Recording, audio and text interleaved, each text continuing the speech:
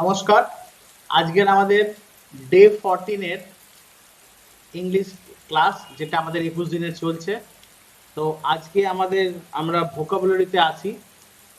আমরা ভোকাবুলারি ইম্পর্টেন্সটা আগের ভিডিওগুলোতে দেখেছি, শুনেছি, এই ইন্ট্রোডাকশনটা আমরা করেছি। তো সেই জন্য আমরা এই 14 নম্বর ভিডিওতে আমরা এই ভোকাবুলারি ইন্ট্রোডাকশনটাকে স্কিপ করছি। আমরা দেখে নিই আজকে আমাদের কি শব্দগুলো। তো আজকে আমরা তুলনামূলক, মানে আগের তিনটে ভিডিওতে যে ওয়ার্ডগুলো ব্যবহার করেছি, তুলনামূলক একটু বেশি কঠিন হওয়াতে স্টুডেন্টদের অনুরোধে একটু চেঞ্জ করেছি। কিছু কমনলি ইউজ ওয়ার্ড আগে শিখে নিই, তারপরে মানে ওই ওয়ার্ডগুলো একটু বেশি কঠিন হয়ে যাচ্ছে, তো সেই জন্য। তো আজকের প্রথম যে শব্দটা আমরা শিখবো সেটা হচ্ছে mentor. A person who gives a younger or less experienced person help and advice over a period of time, especially at work or school.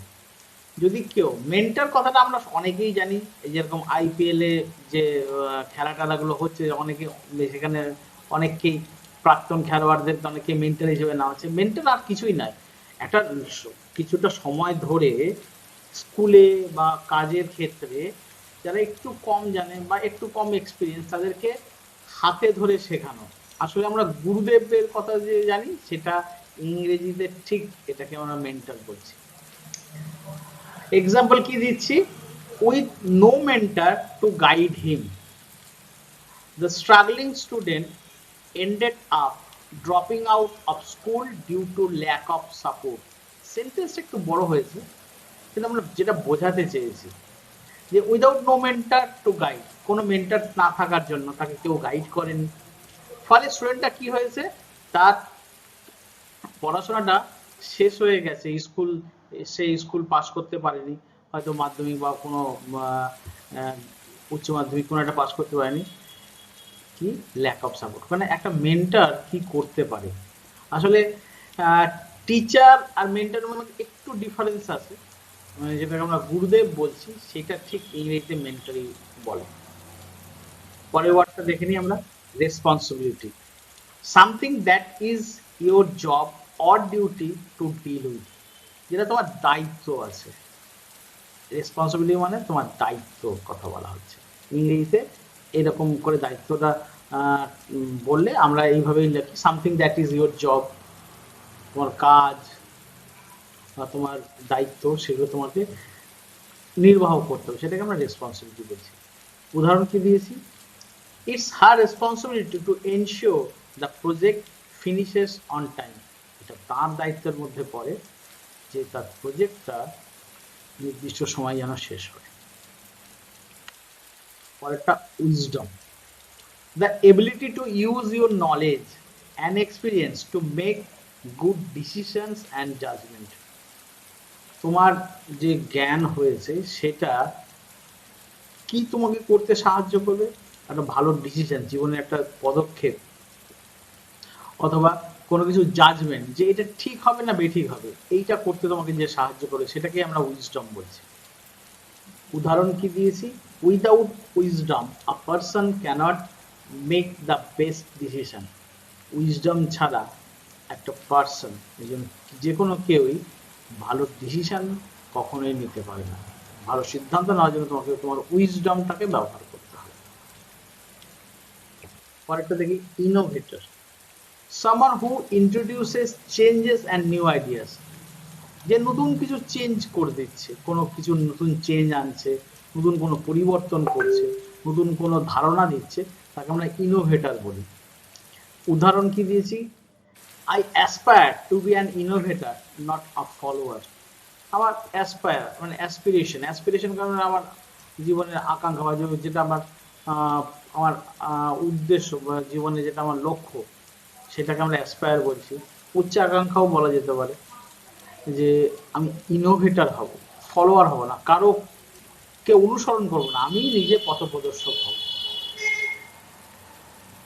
এই কথাটা সেই জন্য ব্যবহার করা হচ্ছে।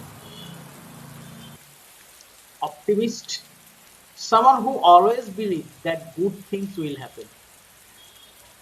এই পৃথিবীতে অপটিমিস্ট লোকের সংখ্যা খুবই কম, খুবই লিমিটেড, যারা খুব আশাবাদী, মানে খারাপের মধ্যেও যারা ভালো দেখতে ভালোবাসে। বৃষ্টি হয়েছে সেটা খারাপ একজন দেখছে আর ও ভাবছে যে বৃষ্টি হয়েছে, অনেকগুলো গাছে আজকে জল পেল, অনেকগুলো ধুলো নষ্ট হলো যেগুলো উঠছিল রাস্তায়, এটাকে বলে অপটিমিস্ট। উদাহরণ কি দিয়েছি, he is such a optimist that he is sure he will soon find a job. সে এতটাই আশাবাদী যে সে বিশ্বাস করে খুব তাড়াতাড়ি সেটা কাজ পেয়ে যাবে।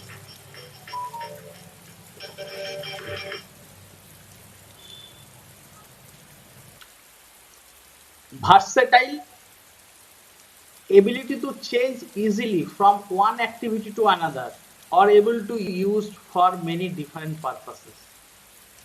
versatile কি, মানে অনেকগুলো বিষয়ে যার দক্ষতা আছে, যেরকম able to change easily from one activity to another, একটা কাজ থেকে আরেকটা কাজে সে সহজেই ট্রান্সফার হতে পারে, বা able to use for many different purpose, ভিন্ন ভিন্ন কাজে সে নিজেকে ইনভলভ করতে পারে। ভার্সেটাইল, ভার্সেটাইল একটা সুন্দর ইংরেজি শব্দ ব্যবহার করার জন্য। এক্সাম্পল কি দিয়েছি, a versatile person is often good at a number of different things. যে ভার্সেটাইল পারসন হয় সে একই সময় অনেকগুলো কাজে পারদর্শী। ডিসিপ্লিন, ডিসিপ্লিনের সংজ্ঞাটা মানেটা আমরা একটু বড় করে ফেলেছি, তো দেখি আমরা কি লিখেছি, training that makes people more willing to obey or more able to control themselves, often in the form of rules and punishment if these are broken or the behavior produced by this training. যদি তোমাকে কোনো কিছু নিয়মের মধ্যে দিয়ে কোনো কিছু করতে হয়, নিয়মের মধ্যে দিয়ে তোমাকে যদি নিয়ম না মানো তাহলে তোমাকে পানিশমেন্ট দেওয়া হবে, এই রকম যে ব্যাপারগুলো থাকে এইটাকে আমরা ডিসিপ্লিন। ডিসিপ্লিন বলতে কিন্তু আমরা ইন্ডিয়ান আর্মিকে খুব ভালো করে বুঝি, ডিসিপ্লিন মানে যা বলা হয়েছে তাই করবে। তো আমরা উদাহরণ কি দিয়েছি, the book gives parents advice on discipline. এই বইটা পেরেন্টদেরকে কি অ্যাডভাইস দিয়েছে, যে পেরেন্টদেরকে কেমন করে ডিসিপ্লিন মানতে হবে।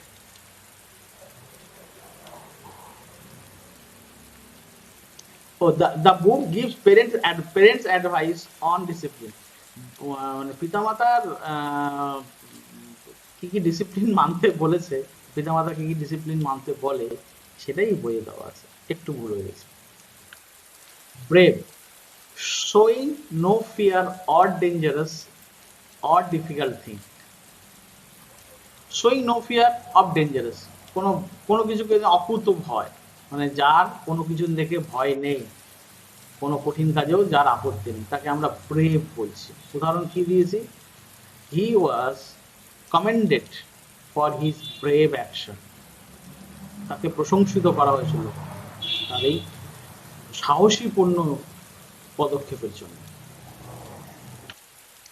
ইন্টিগ্রিটি খুব প্রয়োজনীয় একটা আমাদের চরিত্রের অংশ হতে পারে। কি, the quality of being honest and having strong moral discipline that you refuse to change. Integrity মানে তোমার একটা সততা, যেটা তুমি কিছুতেই কোনো কিছুর বিনিময়ে সেটা থেকে সরে আসতে চাও না, সেটা তোমার ইন্টিগ্রিটি বলে। কি লিখেছে, I always regarded her as a women of integrity. আমি তাকে সবসময় একটা সততার প্রতীক হিসেবে তাকে আমি ধরি, বা symbol of integrity. Inspiring, inspiring কি, encouraging or making you feel you want to do something. তোমাকে যদি কেউ উৎসাহিত করে যে তোমার মধ্যেও প্রতিভা আছে, তুমিও কাম করতে পারবে, তাকে আমরা ইন্সপায়ারিং বলি। Encouraging or making you feel, তোমাকে এনকারেজ করা হচ্ছে, উৎসাহিত করা হচ্ছে, বা তোমাকে এটা অনুভব করানো হচ্ছে যে তোমার মধ্যেও ক্ষমতা, তুমিও সবকিছু জয় করতে পারবে। সো ওখানে উদাহরণ আমরা কি দিয়েছি, an inspiring teacher can stimulate students to succeed. একজন ইন্সপায়ারিং, যেরকম এনকারেজিং টিচার থাকে, সে স্টুডেন্টকে সব সময় উদ্দীপিত করে সফলতা পাওয়া যায়।